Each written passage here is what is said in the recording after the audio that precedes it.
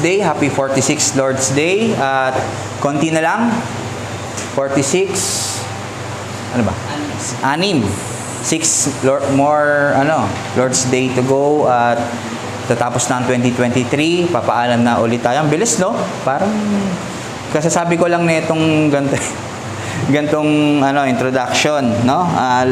Last year. Pero yun nga, kung tayo ay isa sa mga nararamdaman na natin ngayon na hindi may tatanggi yung spirit ng Christmas, di ba? Yung Pasko. Hindi lang sa mga tunog, pero yung klima ba? Yung panahon na malamig, mahangin, at alam mo, iba yan talaga. Itong panahon na to, iba sa summer, iba sa ibang mga buwan. Ito ay nasa banda talaga ng mga Burr months. Kaya masarap magkape. Kaya masarap magkape. Pero isa sa talagang tinitignan natin pag mga panahon ng Pasko ay yung pagbibigay ng regalo. No?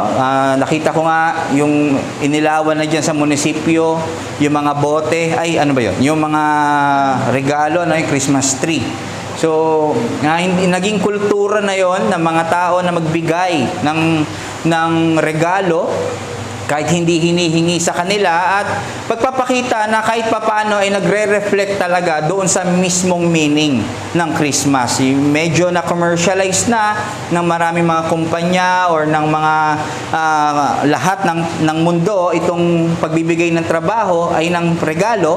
Pero yun nga, meron naman talagang binigay na regalo ang ating Panginoon, kundi ito ay si Kristo, no? Ito yung incarnation.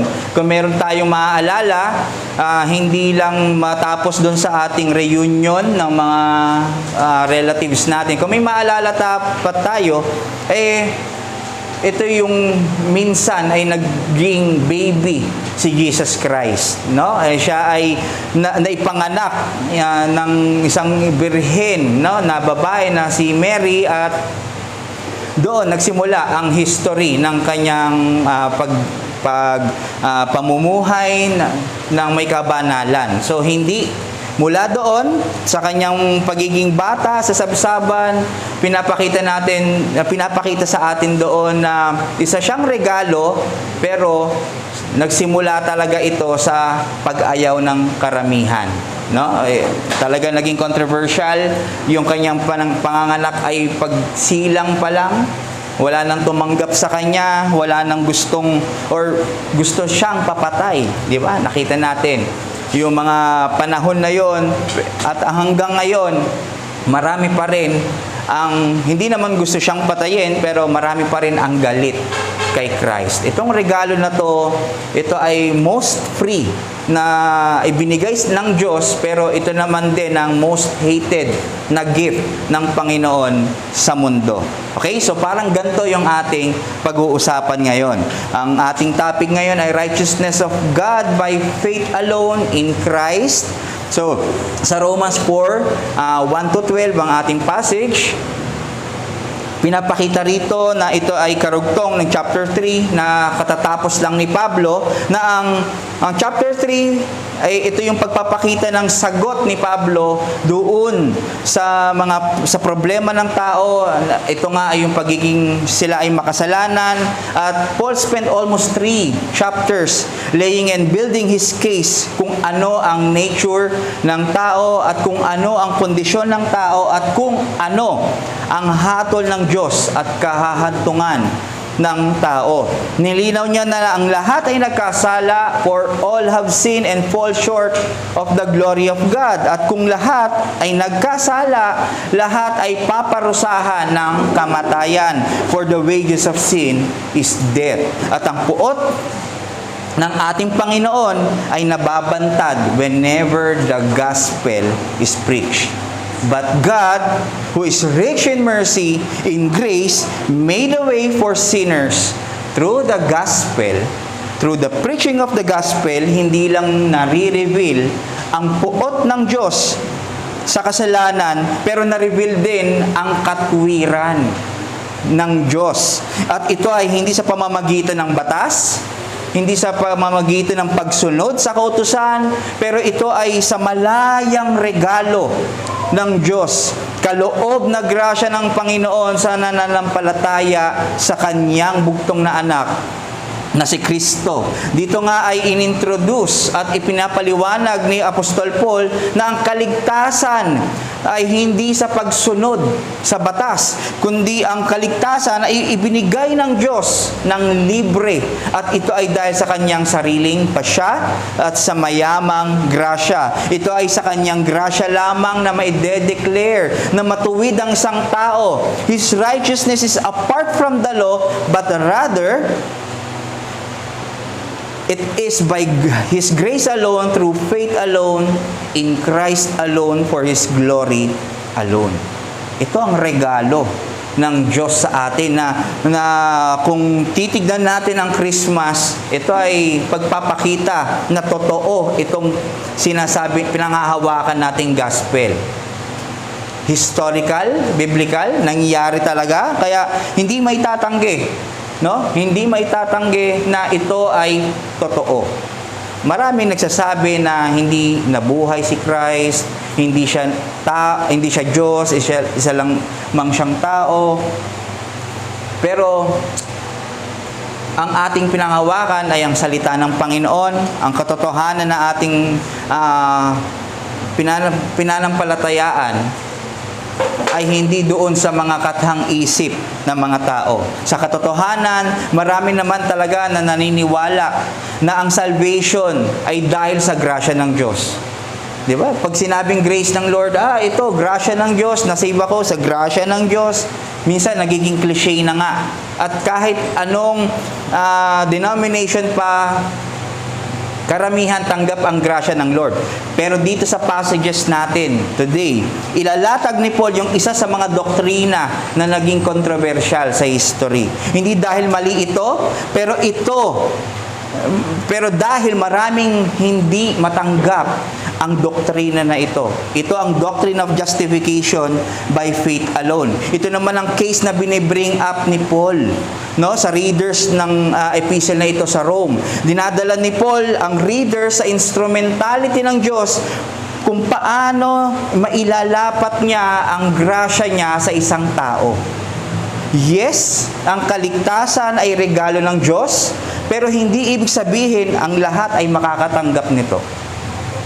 Dahil ang aariin niya lang na matuwid ay ang kung sino man ang maniniwala sa Ebanghelyo. Ito rin ang sinabi niya sa Ephesians 2, verses 8 to 9, "For by grace you have been saved through faith, and this is not by your own doing, it is the gift of God, not a result of works, so that no one may boast." At para isupport itong case na ito, na ginagawa ni Paul, pinapakita niya ang kilalang-kilala na Jews at ancestor nila. Ito ay si Abraham at si David. Dito sa chapter 4, ipapakita ni Paul na si Abraham ay nailigtas ng Diyos by faith alone. So let me read to you our infallible passages today. I'll be reading Romans 4, verses 1 to 12. Kaya church, hear the word of God. Tungkol kay Abraham, Tagalog po tayo ngayon, no?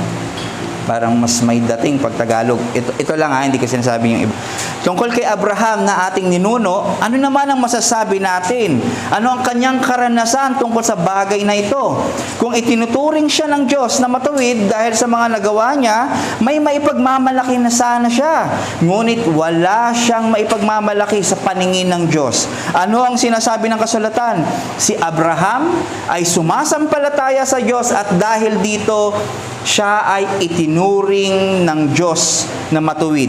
Ang ibinigay sa taong gumagawa ay hindi itinuturing na kaloob, kundi kabayaran. Ngunit ang hindi nananalig sa sariling mga gawa nila, kundi sumasampalataya sa Diyos na nagpapawalang sala sa makasalanan, ay itinuturing na matuwid ng Diyos dahil sa kanyang pananampalataya. Kaya tinawag si David Kaya tinawag ni David na pinagpala ang taong itinuring ng Diyos na matuwid nang hindi dahil sa sarili nitong gawa. Sinabi niya, pinagpala ang mga taong pinatawad na ang pagsuway at mga taong pinawi na ang mga kasalanan. Pinagpala ang taong hindi pagbabayarin ng Panginoon sa kanyang mga kasalanan. Ang pagpapala kayang ito'y para lamang sa mga tuli? Hindi. Ito'y para rin sa mga dituli. Sinasabi natin, batay sa kasulatan na itinuturing na matuwid ng Diyos si Abraham dahil sa kanyang pananampalataya. Kailan yun nangyari? Bago siya tinuli o pagkatapos? Bago siya tinuli at hindi pagkatapos. Ang kanyang pagtutuli ay naging tanda na siya'y itinuring na matuwid ng Diyos dahil sa pananampalataya niya nung hindi pa siya tuli. Kaya't siya'y naging ama ng lahat ng sumasampalataya sa Diyos at sa gayon sila'y itinuring na matuwid kahit hindi sila tuli. At siya'y ama rin ng mga tuli, hindi lamang dahil sa kanilang pagiging tuli, kundi dahil sa sila'y sumusunod sa halimbawa ng pananampalataya ng ating ninunong si Abraham noong bago siya tuliin. Praise God for reading His Word. Very clear.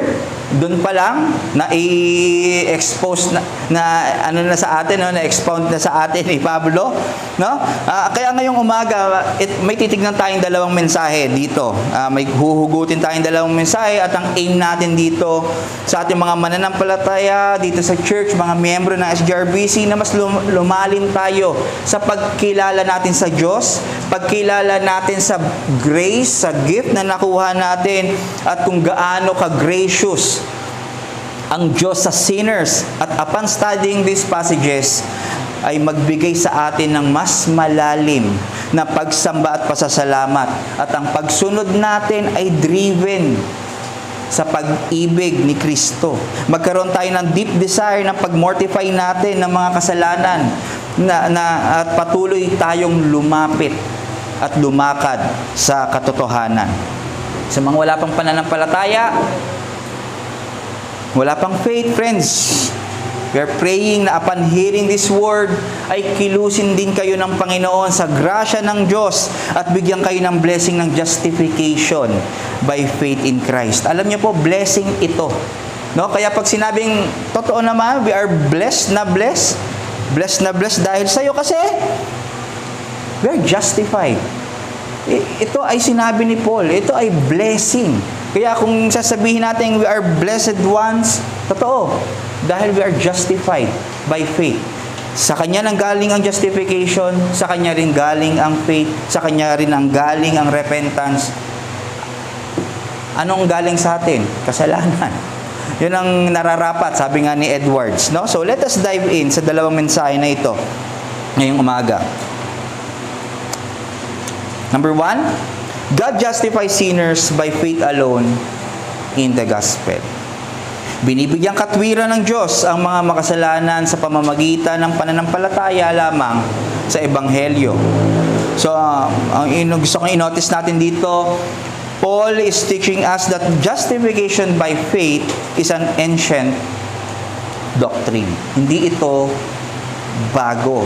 Ito ay luma, meaning hindi ito inimbento ni Paul. Itong doktrina na ito ay nakuha niya way back, no, sa according sa mga scriptures, at ginawa niya example dito, yun nga, si Abraham, na one of the most renowned patriarchs, mga talagang pinang-iingatan nila, talagang halos sambahin nila yung glory na kay Abraham, no? At syempre yung pangalawang isang personality na kilala nila, si King David, na one of the most celebrated and memorable king ng mga Hudyo. So actually, hindi lang pinapakilala ni Paul or pinapakita ni Paul kung paano niligtas ng Diyos si Abraham at si David.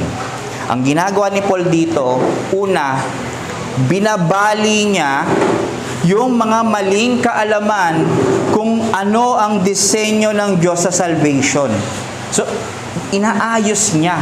Inaalis niya yung maling nilang akala, yung mali nilang tradisyon o mali nilang disenyo sa isip kung paano nagkakaroon ng kaligtasan. Yung matagal nilang alam na kung paano naligtas si Abraham at si David.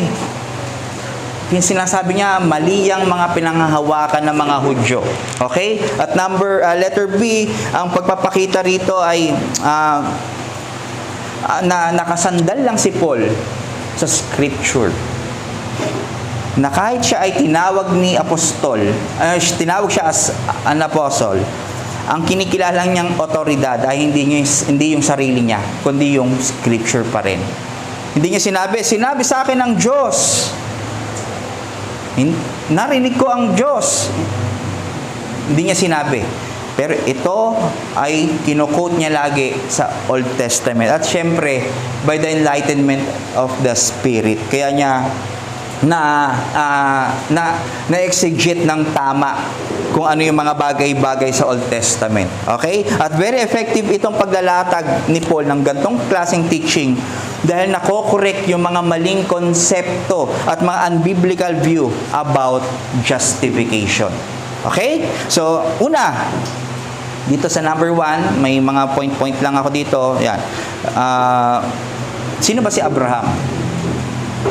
Bago siya iniligtas ng Diyos, siya ay isang pagano. Okay? Kaya ang tanong, paano ang isang pagano ay naililigtas ng Diyos? Paano ang Diyos ay nagliligtas ng isang wala sa Kanya? Or, paano nagliligtas ang Diyos ng isang makasalanan? Dahil sa mabuting pasya at mayamang grasya ng Diyos, pinili niya si Abraham at ang pamilya nito na maging covenant people na gagamitin niya para ma-carry on ang promise niya way back sa Garden of Eden na ipapadala niya ng Diyos ang offspring ng babae na magka-crush. Naalala nyo? Sa offspring or seed ng serpent. At itong offspring na to ay magdadala ng redemption sa sangkatauhan, sa mga makasalanan. Okay? So, yun yung nangyari doon. So, Genesis 12, itinawag ng Diyos si Abraham at sinabi na ibibless siya at ang kanyang pamilya. Dadalhin siya sa lupang hindi pa niya nakikita, napupuntahan at doon pararamihin niya ang kanyang mga lahi at magiging blessing ang lahat ng lahi niya sa buong mundo. Ginawa ni Abraham, sumunod si Abraham, iniwan ng lahat, umalis siya sa kalupang tinitiran nila. Inulit ang Diyos ang pangako niya sa Genesis 12, linagay niya sa Genesis 15, mababasa natin, na paparamihin ang lahi ni Abraham. Pero ang problema, ano ang problema? Ni isang anak, wala si Abraham. Isipin nyo, isang barren, saradong womb, kasi ang kanyang asawa ay si Sarah. Ito ay barren or sarado ang kanyang sinapupunan ba yon? Ano ba yun? Yung kanyang, basta yung womb, no? Yung kanyang asawa, hindi magkaanak-anak. Anong edad na nila? So, paano yon? Paano nila maisip na sila ay magiging maraming lahi tapos walang anak yung kanyang asawa? Ito yung ginagamit ni Paul to support his claim na Abraham is justified by faith. Kaya sabi ni Paul sa Romans 4:3, di ba? Mababasa natin. Ano ang sinasabi ng kasulatan? Si Abraham ay sumasampalataya sa Diyos at dahil dito, siya ay itinuring ng Diyos na matuwid. Saan ito nakasulat? Dito sa Genesis 15, 2-6. Ngunit sinabi ni Abraham, Panginoong Yahweh, ano pang kabuluhan ng gantimpala mo sa akin? Kung wala naman akong anak, wala akong tagapagmana kundi si Eliezer na taga Damasco. Si Paul ay nasa Damasco. Pwede nating rin yun. Hindi mo ako pinagkalooban ng anak. Kaya ang alipin kong ito ang magmamana ng aking ari-arian. Subalit sinabi ni Yahweh, hindi isang alipin ang iyong magiging tagapagmana. Ang sarili mong anak ang magiging tagapagmana. Dinala siya ni Yahweh sa labas at sinabi sa kanya, tumingin ka sa lahat sa kalangitan, masdan mo ang bituin. Mabibilang mo ba yan? Ganyan karami ang magiging lahi mo. Si Abram ay sumampalataya kay Yahweh Sa ibang salin, si Abraham ay naniwala kay Yahweh. At dahil dito, siya'y itinuring ni Yahweh bilang isang taong matuwid. Naniwala siya sa pangako, no? Ng Diyos, ni Yahweh sa kanya. Pero ganun pa man, naging debatable pa rin itong justification ni Abraham. Kasi ang pagkakaunawa ng karamihan, si Abraham ay sumusunod para ma-justify, para ma-save. Pero sa Genesis 12, andun yung pangako ng Diyos at inulit ito sa Genesis 15. At naniwala si Abraham, kinount sa kanyang righteousness. Kaya na-count sa kanya, siya ay na-count ng matuwid, meaning counted. Sa English, makikita niya sa ESV, counted. Ang meaning ng counted ay na-credit, na-i-charge, na-impute sa kanyang righteousness. At dito din nakipag-covenant ang Diyos formally kay Abraham. At sa Genesis 17, gumawa ang Diyos ng isang sign at seal ng kanilang kasunduan. Okay? 15, doon naniwala si Abraham, doon na-count sa kanyang righteousness. 17, nagkaroon ng covenant. Ng seal at sign and seal doon sa kanilang kasunduan. Kasunduan, natuto pa rin ng Diyos ang kanyang pangako kay Abraham na i-bless ang kanyang lahi, magiging tanyag ang kanyang pangalan. At dapat sundin ni Abraham naman at maging tapat ang kanyang pamumuhay sa Diyos. At ang sign at seal na ito ay ang pagtutuli or circumcision. Lahat ng lalaki ay dapat magpatuli no mga time na yon. Tanda ng kasunduan at pagiging covenant people ng Diyos. At kung hindi magpapatuli ay matatanggal sa lahi ni Abraham dahil nag-disobey sila sa utusan ng Diyos. Okay? So, maliwanag.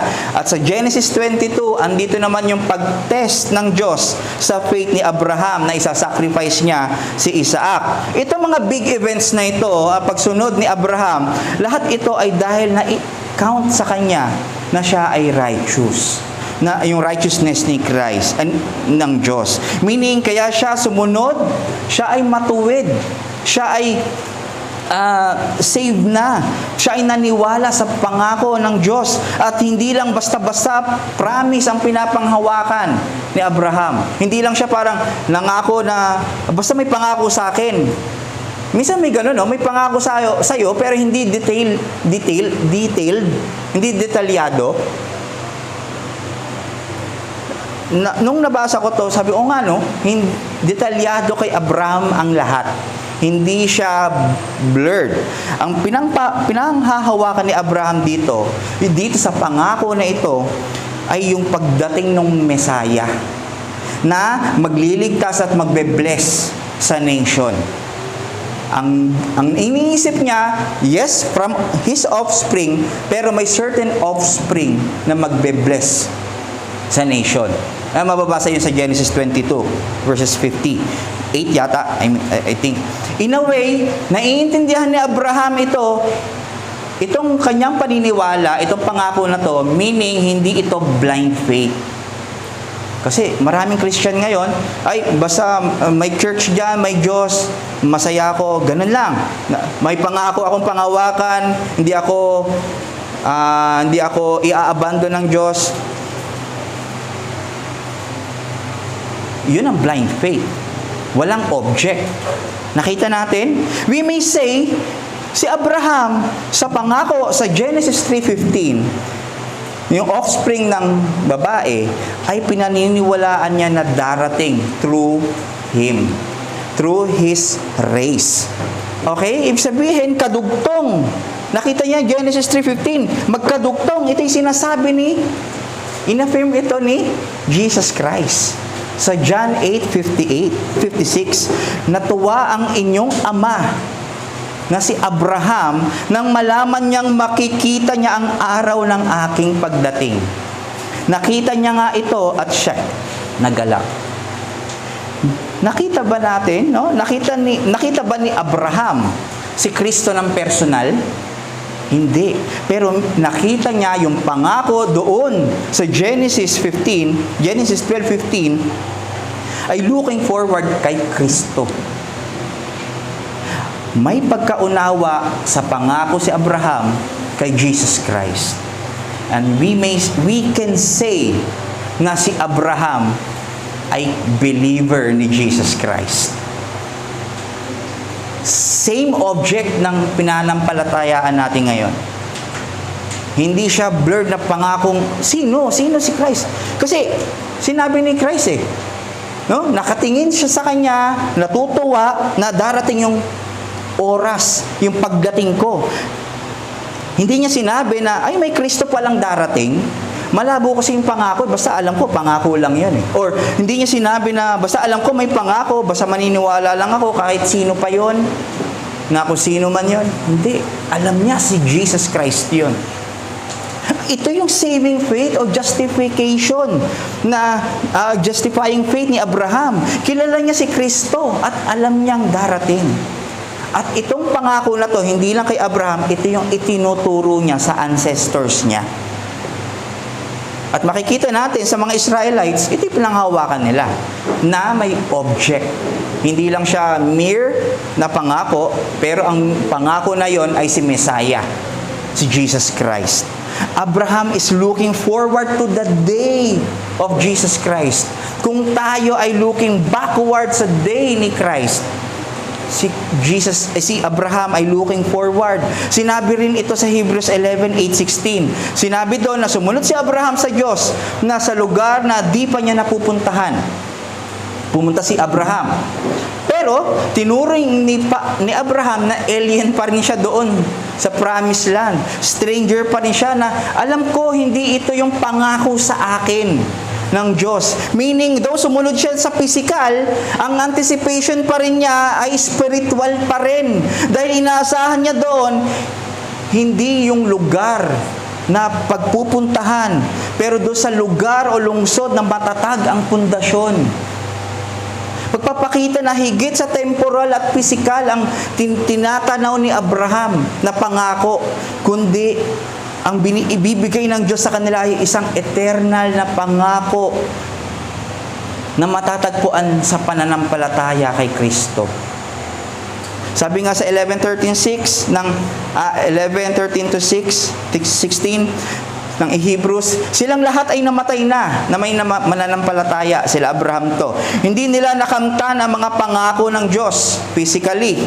Kasi nga, namatay sila Ngunit natanaw nila iyon mula sa malayo at itinuring na natanggap na nila. Kinilala nilang sila'y mga dayuhan lamang at nangingibang bayan dito sa lupa. Pinapakilala ng mga taong nagsasalita ng ganoon na naghahanap pa sila ng sariling bayan. Kung nasa isip na nila na ang lupain kanilang pinanggalingan, may pagkakataon pa sana silang makabalik doon. Ibig sabihin, kung yun na yung pinapangako ng Diyos, kung mag-wonder man sila, babalik sila doon. Pero hindi Ngunit, ang hinahangad nila ay isang lungsod na higit na mabuti. Ang lungsod na nasa langit. Kaya naman hindi ikinahiya ng Diyos na siya'y tawaging Diyos nila sapagkat sila'y ipinaghanda niya ng isang lungsod kay Kristo. Tayo ba? Settled na ba tayo dito sa mundo?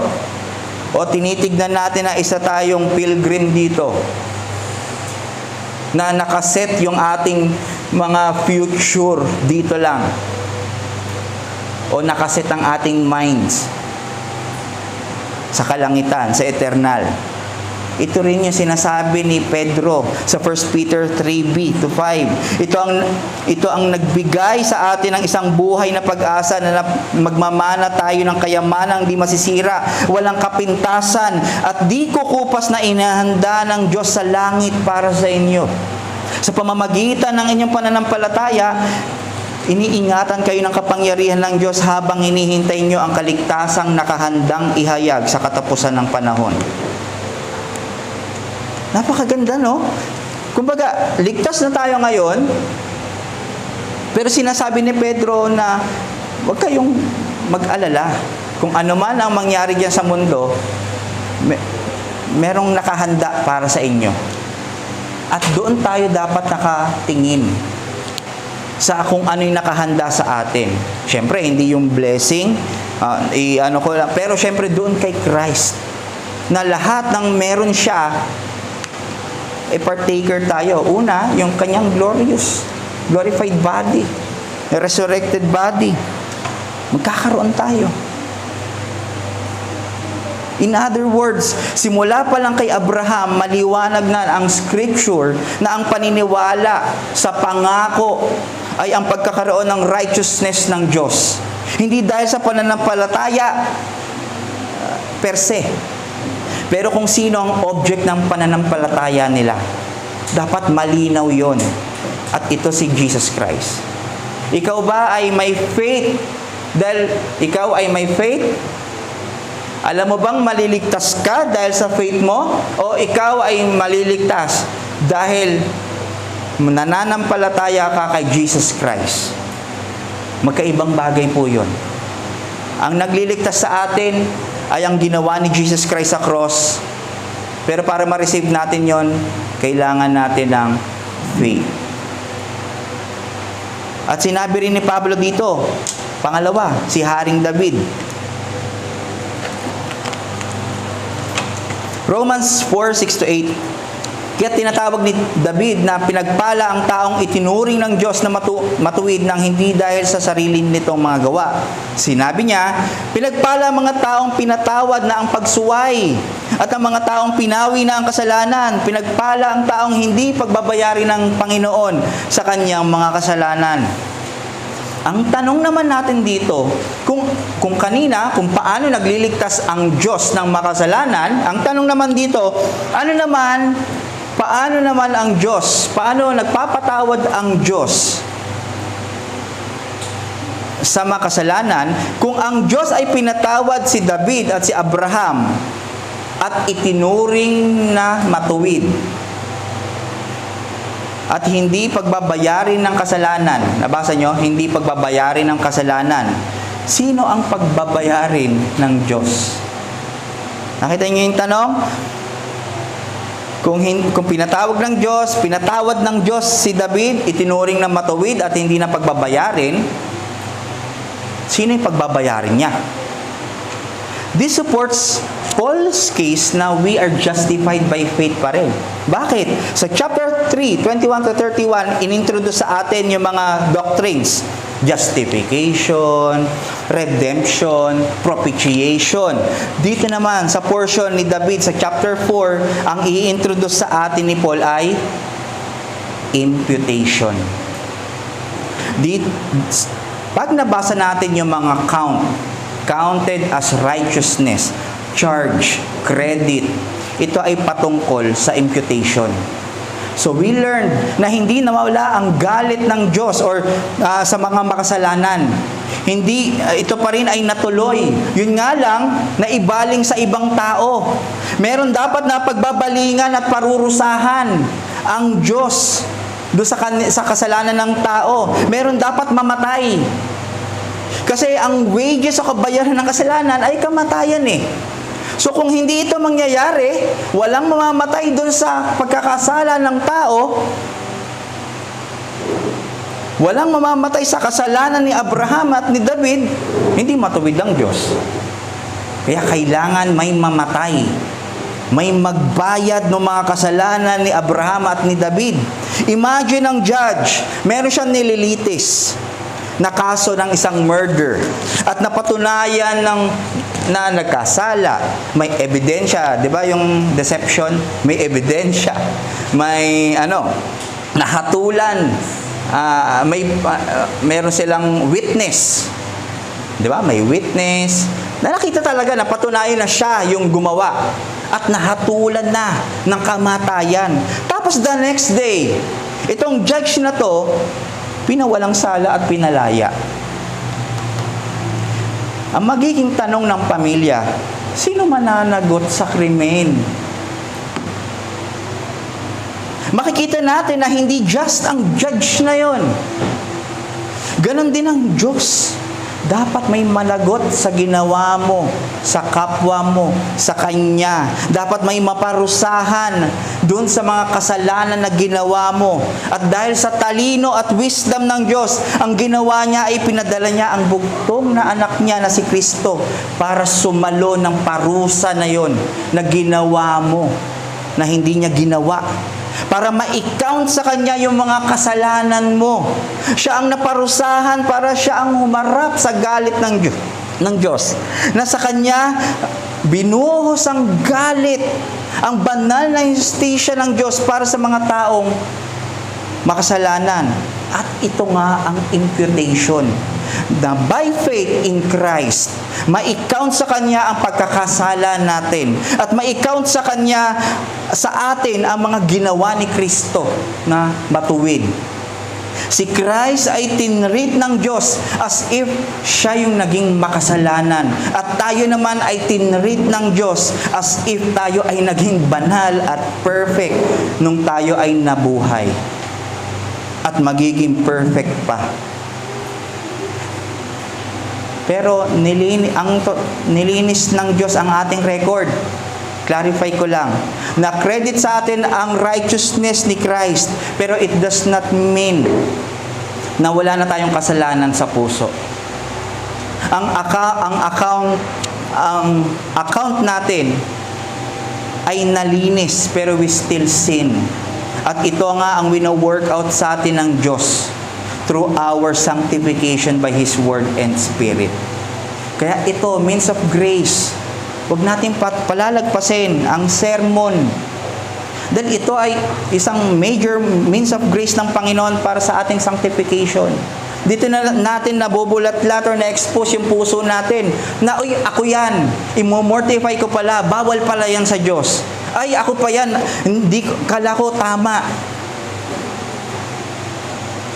Kasi sa bawat kasalanan, para siyang prism.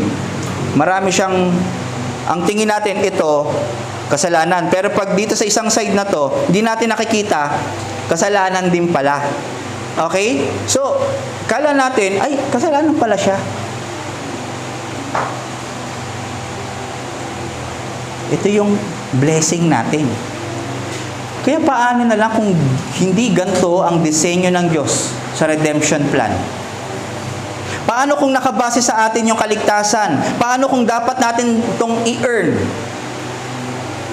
Paano kung nagpa-fluctuate tayo? Mag-fluctuate tayo sa mabuting gawa natin sa Lord. Di ba pag nasa work tayo, nasa trabaho, kapag pangit ang performance mo, ile-let go ka ng kumpanya. Pwede ka ma-terminate, pwede ka ma-suspend, o kaya magugulat ka na lang, bakit ganito payslip ko? Ano nangyari? Sa bawat payslip, sinong gino-glorify mo? Sarili mo eh. Kasi, uy, nag-overtime ako, kaya ganito kalaki. Hindi ka talaga nagpapasalamat doon sa kumpanya. Pero pag yun, binigyan ka ng payslip na hindi ka pumasok, di ba, magkaibang bagay ang nararamdaman mo doon. Kaya nga, the wages of sin is death. At ang free gift ng God ay grace sa atin. Ang grasya niya ay libre, ang salvation niya ay libre. Para tayo ay mamuhay sa pasasalamat, pagpuri at pagsamba at hindi tayo magyabang sa ating mga sarili. Without our knowing, di ba, pag nasa kumpanya tayo, we are boasting na, ito kasi yung ginawa ko, unfair naman. Naging loyal naman ako sa how many years dito sa pagtatrabaho, dito sa bongga. Tapos ganito, gagantin nila sa akin. Wala pa rin akong ganito. Wala pa rin akong ganyan. Kaya lang naman ako na-promote o nakarating sa ganito kasi pinaghirapan ko. Ang kanino ang credit? Sa boss mo o sa'yo? Sa'yo, di ba? Nagpapasalamat ka sa boss, pero ang credit, ginalingan mo kasi. Pero sa Lord, hindi ganito. Ang salvation natin ay hindi ganito. Ang pride ay tinatanggal sa puso natin dahil pride leads to disobedience. Disobedience lead to self-righteousness. Isaiah 64, sabi ni Isaiah sa Israel, kayo ay haharap sa hukom ng Diyos. At sabi ng mga Hudyo, hindi yan maaari. Nagsisimba kami sa templo. Nasa amin ang Diyos. Nasa amin ang batas. Kaya sinabi ni Isaiah, lahat ng good works nyo, yan ay maduming basahan sa paningin ng Diyos. Ibig sabihin, ginagawa nila yun ng walang pananampalataya kay Christ. So, ang punto natin, God's salvation is not by the work of man. Hindi natin kailangan ang portfolio sa Lord para mailigtas tayo. Our salvation is free, para ang glory lang ay sa Panginoon. Kaya ang challenge sa atin ngayon, put our hope and confidence in Christ. Ang effect ng salvation natin ay dapat humility. Hindi dapat ito magkukos sa atin ng pride. Hindi dapat ito magkukos ng pagkalimot sa grasya ng Diyos. Tayo sa church, nasa verge na ba tayo ng pagyayabang dahil nasa sa atin ang tamang doktrina? Nakakalimutan ba natin lagi na dahil lang sa grasya kaya tayo andito? Yung pagsamba natin sa Lord's Day, may buong kababaan ba ang puso natin nahaharap sa Diyos na makikinig ng Kanyang salita? Ay, hindi sa Kanyang salita na yan. Para sa Kanya yan. Alam niyo po, ang pagsamba ng Lord's Day ay resulta lamang ng buong linggo nating fellowship at pakikipag-commune sa Panginoon. Yung Lord's Day, yung 6 na araw na wala tayong fellowship Monday to Saturday, magre-resulta yon sa pagsamba natin ng maalab at pagsamba, excitement doon sa Lord's Day.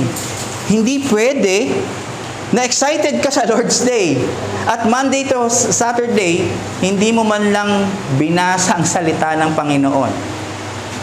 Hindi pwede na sinasabi mong eager ka, may zealous ka na makinig o magsamba sa Panginoon, pero tamad ka ng 6 na araw na sambahin, makipag-commune, manalangin, magbasa ng Kanyang salita. Hindi pwedeng sa Lord's Day i-engage natin yung sarili. Pagdating ng Monday, weekdays, to turn off lang natin. At pag Sabado, Linggo, papasok na, turn on. Christian mode. Reformed mode. Hindi pwede yun. Kasi resulta lang ng Lord's Day, yung iyong alab. Doon sa pakikipag-commune mo. Doon sa meditation, sa devotion mo. Yung pag-engage natin kay Christ. Kasi pag hindi natin ginagawa yon, ang pinapairal natin doon ay pride. Dahil akala natin, alam na natin yung gagawin natin, kaya hindi tayo nagbabasa ng salita ng Panginoon. We assume na hindi na natin kailangan kilalanin pa ang Lord, kasi ang dami na nating doktrina na alam. Marami tayong natututunan. Diyan yung Facebook, yung YouTube. Marami tayong vlogs na naririnig. Podcast. So we assume na hindi natin kailangan kilalanin pa ang Panginoon. Iba pa rin ang nagbabasa. Nagme-meditate ng salita ng Panginoon. Ayoko magkaroon ng false dichotomy doon sa pakikinig ng very helpful yon. Pero iba pa rin yung direct na plain na pagbabasa ng salita ng Panginoon. Kasi infallible yung explanation. Di ba? Doon sa salita, yun ay fallible yung explanation niya. Yung sa pagbabasa, infallible yun. At kung ano ang ituro sa iyo ng Banal na Espiritu, Lord, by His grace, we assume na okay na tayo. Kaya di mo na need mag-pray. Hindi mo na kailangan maglinis ng mga kasalanan mo. Nawa ay maging lesson sa atin ito, na ang ating buhay ay dapat nakadepende, nakarely sa pag-asa kay Kristo. Nawa ay mag-remind sa atin ito na hindi natin kakayanin na mabuhay tayo na ang pag-asa yung sarili natin. Sarili nating alam, lakas. Church, we have to soak ourselves to Christ in and out of the church. We are called to be out. We are called to have hope and confidence in Christ every day of our lives. In every seasons. Masaya ka man, malungkot ka man, we are called to be in hope. Kaya sa mga unbelievers, ang view ng mundo, marami pa ang malusog pa ako, buhay pa ako, marami pang pinapagawa sa akin ng Diyos, nakakita ko to. Ang buti ng Diyos, sabi nung isa na napanood ko sa Facebook, ang buti ng Diyos, kasi artist siya, ang buti ng Diyos, nakaligtas ako sa sakit, ang dami niya pang papagawa sa akin. Siguro ang ang dami ko pang i-drawing. Yung kanilang buhay ay according lang dun sa talent o gusto nila. Maling kaisipan ito. Kaya ka buhay ngayon na wala pang pananampalataya kay Kristo ay dahil para dalhin ka doon sa repentance. Sa pananampalataya, makita mo yung goodness niya, yung kabutihan niya sa buhay mo. Na oo nga buhay ka pa nga.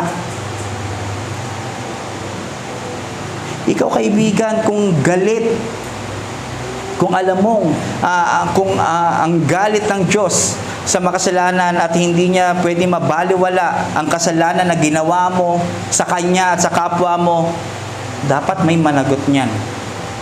Sino ang sasalo niyan? In the last days, ikaw ba? Kasi kung wala ka kay Kristo, sabi sa John 3:36, ang puot ng Diyos ay nasa iyo. Hingin mo ang awa ng Diyos. Humingi ka ng pananampalataya, pagsisisi, iwan mo yung buhay mo na punong-puno ng pagkakasala. Maniwala ka kay Kristo na namatay siya sa cross para sa mga makasalanan na gaya mo at tulad ko. Para sa ganon, ang kasalanan ng mananampalataya ay malipat sa Kanya. Aariin mo ang katwiran niya, kapatid. Maniwala ka na pinagkamatayan ka ni Jesus Christ sa cross. Lumapit ka, bitawan mo yung mabuting gawa mo para maligtas. It is done by Christ on the cross. Number 2, God's invitation for the blessing of justification by faith in the gospel is for everyone. Yung una, God justifies sinners by faith alone in the gospel. Pangalawa, God's invitation for the blessing of justification by faith in the gospel is for everyone. Ang paanyaya ng Diyos para sa pagpapala ng katwiran sa pamamagitan ng pananampalataya sa Ebanghelyo ay para sa lahat. So gusto kong i-note dito, manotice natin, Abraham represented the two races of man, the Jews and the Gentiles. Two races of men. Ang pagpapala, kayang ito para lang sa tuli? Hindi. Ito rin ay para sa dituli. Sinabi sa atin, batay sa kasulatan na itinuturing na matuwid ng Diyos si Abraham dahil sa kanyang pananampalataya. Kailan niyon nangyari? Bago siya tinuli o pagkatapos? Bago siya tinuli at hindi pagkatapos. Ang kanyang pagtutuli ay naging tanda na siya itinuring na matuwid ng Diyos dahil sa pananampalataya niya noong hindi pa siya tuli. Kaya't siya'y naging ama ng lahat ng sumasampalataya sa Diyos at sa gayon sila'y itinuturing na matuwid kahit hindi sila tuli. Mga Gentiles to. Nire-represent niya yung mga Gentiles, siya ay nanampalataya na hindi pa siya nasi-circumcise. Kaya nire-represent niya tayo. Kaya sinabi sa Galatians, no, na ano pa rin tayo, this offspring pa rin tayo ni Abraham by faith. Ano pa, yung isang race. At siya rin naman na yung ama ng mga tuli. Siya yung unang tinuli. Hindi lamang dahil sa kanyang pagiging tuli, kundi dahil sa sila'y sumunod sa halimbawa ng pananampalataya ng ating ninulong si Abraham nung bago siya tuliin. Pwede ng mga batang yon, di pa nila maintindihan kung sino si Kristo, ang pangako, tinuli, pero sumunod sila doon sa paniniwala ni Abraham. Nung siya ay post-circumcised na, kung paano yung way of living niya, yun ang ginagawa ng mga tuli na bata or mga tuli ng mga lalaki. At ito ay sa pamamagitan ng pananampalataya. Maliwanag dito sa portion na ito na ito ay hindi dahil sa means of grace o sa mga signs and seals or sacraments kaya tayo naliligtas. Malaking doctrine ito dahil kaya nagkaroon ng Reformation ay dahil dito. Na maraming nag-akala na kung ano yung ginagawa nila sa church o mga religious traditions nila, sapat na yon para maligtas. Nakita din natin ito na pertaining ito sa mga Romanist. Ang akala nila nakakaligtas yung pagsisimba, akala nila nakakaligtas yung pagpe-pray, pananalangin, akala nila naliligtas sila sa pag-take ng ostya. Hindi po ganun. At maraming Christian churches, without their knowing, infected ng gantong belief. Marami na dahil sa zealous at piety acts nila sa church, yun ay nagme-merit ng salvation nila. Ay, mag-aayos ako ng upuan para ma-save ako. Wala ng proper at biblical na pag-aaral sa salita. Wala ng paghingi ng biblical wisdom na binibigay ng Spirit at ng Word. Lahat ay ginagawa kung ano ang naiisip nila. Sincerely, para mas makalapit sila sa Panginoon. Pero hindi ganito ang disenyo ng Diyos. Sabi ng Diyos, ililigtas ko kayo by faith. At susunod at mamumuhay din kayo by faith. Sa pagiging Kristiyano, we have to live, we must live, we should live by faith. Ang punto ko dito, faith is taking away taking your eyes from yourself and turning to Christ. Ano ibig sabihin? Meaning we are dead in our old selves and we are alive in Christ. Ang ating pananampalataya ay hindi na pagsalik sa sarili natin. At hindi lang ito natatapos doon sa simula pa lang. Kahit ngayon sa pamumuhay natin, namumuhay tayo sa pananampalataya. Hindi na tayo nakatingin pa rin sa sarili natin, kundi kay Kristo. Tinitignan na natin na ang sarili natin ay patay na dati. Yung dati nating sarili ay patay. At tayo ay buhay na kay Kristo. Ephesians 2:4-5. But God, being rich in mercy because of the great love with which He loved us, even when we were dead in our trespasses, made us alive together with Christ. Galatians 2:20, I have been crucified with Christ. It is no longer I who live, but Christ who lives in me. Minsan iniisip natin ito sa simula lang to eh. Yung justification, yes, si Christ ang magja-justify, siya ang magbibigay sa atin ng yung kanyang ginawa ang nagja-justify sa atin through faith. Pero yung sa ating sanctification ay by faith pa rin. Hindi pwedeng maiwan dun sa simula pa lang. Sa simula lang. Sabi nga sa Colossians 1-11, basahin ko medyo mahaba-haba. Yamang binuhay kayong muli na kasama ni Kristo. Ituon nyo ang inyong pag-iisip. Yamang, since na kayo ay ni-raise up, nagkaroon ng born again kayo. By the regeneration, no? Na-regenerated tayo ay na-save, na-justify by faith. Ituon nyo ang inyong pag-iisip sa bagay na nasa langit, na kinaroroonan ni Kristo, na nakaupo sa kanang trono ng Diyos. Ang mga bagay na panlangit ang isaisip nyo, hindi ang mga bagay na panlupa. Sapagkat namatay na kayo at ang inyong buhay ay nakatago sa Diyos, kasama ni Kristo. Ang buhay sa atin ay si Christ, hindi yung dating tayo. Si Kristo ang inyong buhay. At kapag siya'y nahayag na, mahayag din kayong kasama niya at makakahati sa kanyang kalwalhatian. Yun yung tinitignan natin. Ang dati at bagong, kaya't patayin na ninyo ang pagnanasang makamundo. Sinasabi natin na hindi nawala yung pagnanasang makamundo. Nalinis yung record natin, yung pagnanasa makamundo, nasa puso pa rin natin. Pero ito yung way ng Panginoon by His urge, by His commandments, yung mandates niya. Patayin nyo yung pagnanasa nyo sa makamundo. Pakikiapid, karumihan, mahalay na simbuyo ng damdamin, masamang pagnanasa at mga kasakiman na isang uri ng pagsamba sa Diyos-Diyosan. Dahil sa mga ito, tatanggap ng parusa ang Diyos, parusa ng Diyos. Kayo man ay namuhay din ayon sa pagnanasang iyon nang kayo ay pinaghaharian pa ng mga ito.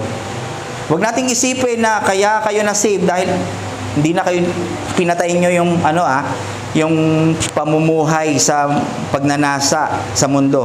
Hindi. Kaya kayo inuutusan patayin yan dahil kayo ay saved na.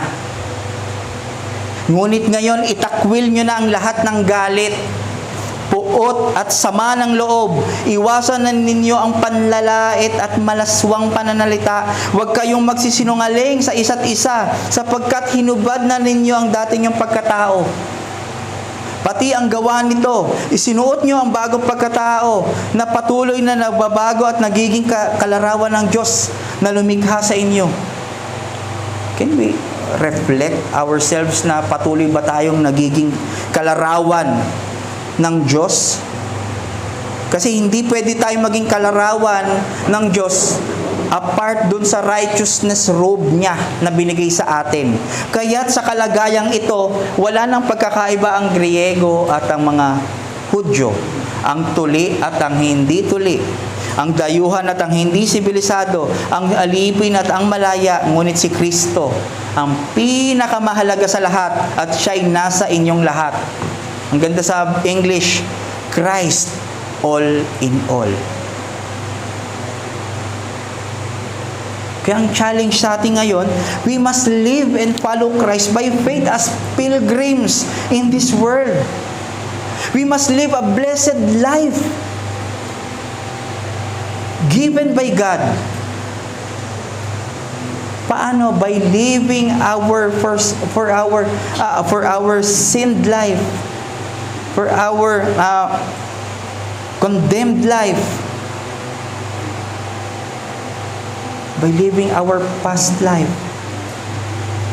Do not pretend as if hindi mo alam yung will ng Panginoon. Huwag kang magbulag-bulagan. Sabi, pag ikaw ay nagbubulag-bulagan, sino ang niloloko mo? Sino ang dinideceive mo? Ang sarili mo, kapatid. Huwag kang mag-pretend na hindi mo alam ang gusto ng Panginoon. Ang katotohanan. Ang sin, ang kasalanan ay parang cancer. Kung na-diagnose ka na may cancer ka, kahit ito ay itanggi mo, wala akong cancer. It does not change the fact na may cancer ka. At it does not heal you from that cancer na itatanggi mo na may cancer ka. Malubha ang kasalanan. Malubha ang epekto natin sa atin nito. Kaya through His Word, Christ is calling sinners na lumapit sa Kanya at dahil pangangailangan nila ang kaligtasan na ginawa ni Christ sa cross. At through His Word, Jesus Christ is calling out our sins na mga believers na we may be offended, pero we are just being refined ng Diyos. Sabi nga ni Pastor Noel, look to the same Christ in justification and sanctification. Ang alam natin, si Christ nag-justify, nagliligtas. Pero pagdating na sa sanctification, iba na yung pagkakakilala natin kay Christ. Ang pagkakakilala natin kay Christ, isa ng waiter. Isa ng na isang santabi. Pero hindi natin nare-realize na kasama ito. Itong sanctification na ito, kaya namuhay si Christ as perfect para maging model natin. Kaya merong siyang beatitudes. May Sermon on the Mount Para meron tayong pagkopyahan. Alam natin, hindi tayo magiging perfect, pero meron tayong babasihan. Kaya may 10 commandments. May mga 2 greatest commandments. Para ito ay sa ating sanctification. Hindi tayo iniwan na kanya-kanya tayong sanctification. Ang sinasabi sa atin dito, ang sanctification mo ay iisa nga ang standard. Iba-iba lang ang dealing, iba-iba ang kasalanan, iba-iba ang level ng pag-respond natin. Pero nagre-respond tayo doon lang sa standard na yon, which is the true Word of God. Katulad ni Abraham, kung ano yung pinaniwalaan niyang salita, yun din yung pinapaniwalaan natin. Ang pinagkaiba niya lang, pinili siya para maging patriarchs, maging illustrious patriarch siya. Pero tayo, iisa lang. Bakit tayo naligtas? At si Abraham, by faith. At para tayo ma-refine ng Diyos, di ba sa Biblical Theology, na-refine yung kanyang internal, yung kanyang puso, ay dahil sa kanyang kautusan, sa kanyang law, sa kanyang salita. Kaya nga sa chapter 3, we uphold the law. Hindi natin inaalis. We don't negate the law na maging contradicting sa ating pananampalataya. Nananampalataya tayo, kaya tayo sumusunod sa batas ng Diyos. Kaya ito lang ang ating iwan ko lang sa atin, mga kapatid.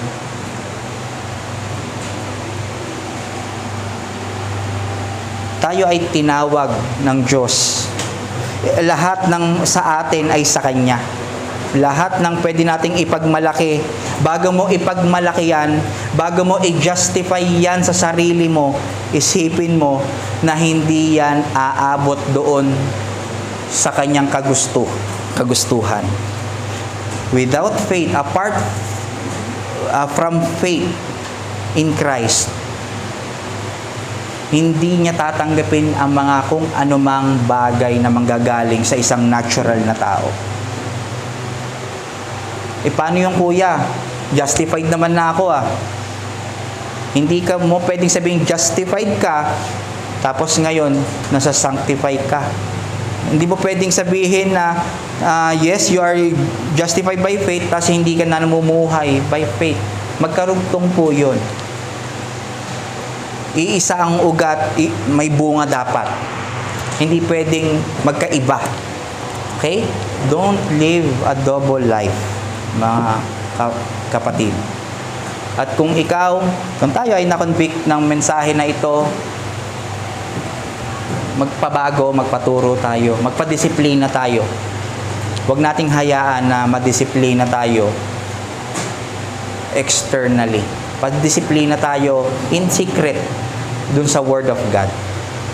Okay? So, para sa ating response sa ating narinig,